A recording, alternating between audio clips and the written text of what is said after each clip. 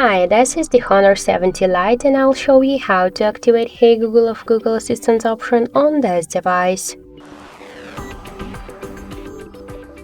So to do that, we should first launch Google app, tap on the right upper corner and go to the settings. Click the voice section and tap the voice match. One more time.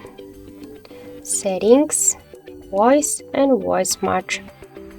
Here you'll see Hey Google switcher. Just tap once on the switcher, click to more, I agree,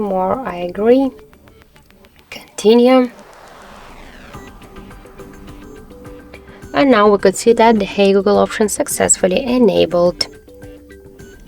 And if you want an assistant to recognize your voice when you'll say OK Google or Hey Google, you'll see here voice model section, tap on it, click to retain voice model and say OK Google, what's the weather tomorrow?